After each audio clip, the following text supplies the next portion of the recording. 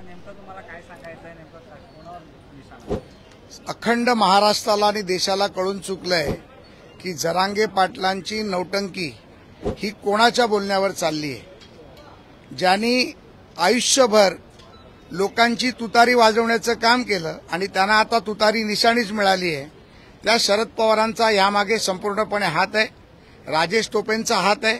त्यामुळे त्या ट्विटच्या माध्यमातून एक महाराष्ट्राला सत्य सांगण्याचा प्रयत्न हा माझा होता, तो मी केलेला आहे। पण त्यांनी पोलिसांवर जी दगडफेक झालेली होती, तो सगळा प्रकार जो आहे तो मनोज जरांगे यांनी घडून आणला असा देखील आता त्यांचेच सहकारी आरोप करतात। अहंकाराचा विनाश होतो हे सर्वांनी पाहिलेलं आहे आणि जरांगे पाटलांच्या डोक्यामध्ये मराठा समाजाने दिलेल्या साथीमुळे आता अहंकार घुसायला लागलाय। ज्या माननीय मुख्यमंत्र्यांनी त्यांचा प्रत्येक शब्द मानला, तो शब्द पडू दिला नाही, त्या मुख्यमंत्र्यांवर देखील त्यांनी आरोप केले। माननीय देवेंद्रजींनी ज्यांनी मराठा समाजाला 2018 मध्ये 13% आरक्षण दिलं, त्या देवेंद्र फडणवीसांवरती शरद पवार आणि त्यांच्या लोकांच्या बोलण्यांवरती वैयक्तिक आरोप करू लागले। त्या जरांगे पाटलांचं सत्य आता जनतेसमोर यायला लागलंय। राजेश टोपेच्या माध्यमातून काय मदत झाली, कशी मदत झाली, आमच्याकडे याचे प्रचंड पुरावे आहेत।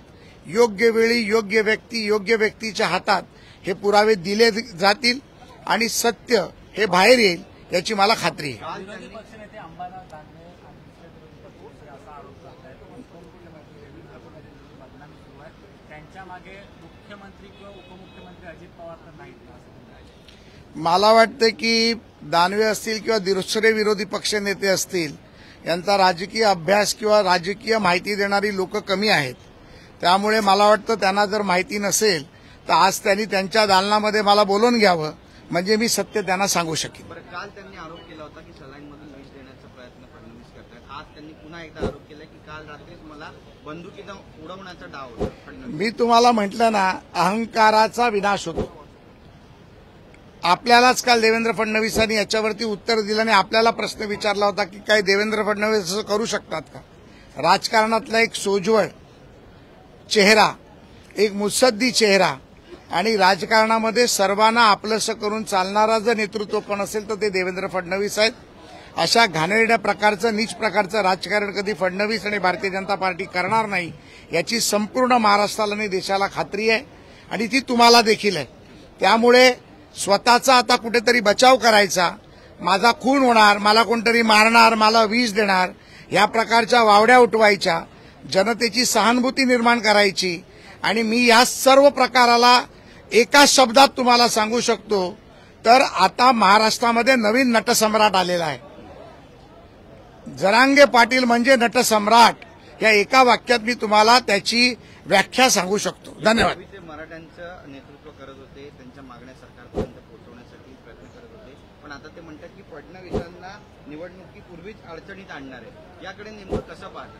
पुन्हा अहंकार, नटसम्राट, गाडीत बसलं की हे सगळी नाटकं आता बस झाली, ऍक्टिंगबाजी बंद करा। जनता तुमच्या बरोबर होती। जो मी मगाशी देखील एका चॅनलला मुलाखत देताना सांगितलं, 10% आरक्षण पुढे कसं टिकेल, 55-56 लाख लोकांना कुणबी प्रमाणपत्र, सगळे सोयरे याचं नोटिफिकेशन कसं निघेल, त्या माध्यमातून 70-75 लाख लोक अजून वाढू कशी शकतील, समाजाच्या हितासाठी समाजाच्या भल्यासाठी या दोन्ही माध्यमातून समाजाला फायदा कसा होईल, यासाठी खरं तर जरांगे पाटलांनी काम केलं पाहिजे। अशा पद्धतीचं जे काम करणार असतील तर त्यांचं स्वागत करायला मी स्वतः तयार आहे। त्यांना मुंबईत यायचं असेल तर मुंबईत त्यांचं स्वागत करू, त्यांना जेसीबीनी फुलं पाहिजे असतील तर जेसीबीनी फुलं उधळवू, परंतु जरांगे पाटलांनी नौटंकीबाजी बंद करून नटसम्राटगिरी बंद करावी। धन्यवाद।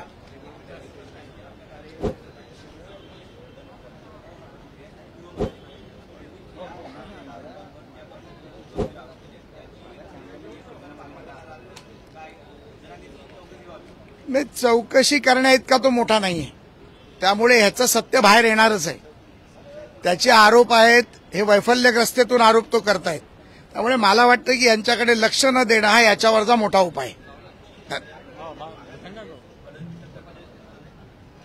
नाही, यामध्ये विजय पराजयाचा प्रश्नच येत नाही। यामध्ये मराठा समाजाला आरक्षण मिळणं, मराठा समाजाला सरकारने जे दिलेलं आरक्षण आहे ते टिकवणं आणि समाजासाठी काहीतरी करणं हे आमचं सर्वांचं काम आणि कर्तव्य आहे. त्यामुळे मला वाटतं हा विजयाचा प्रश्नच येत नाही. हा विजय हा मराठा समाजाचा विजय आहे.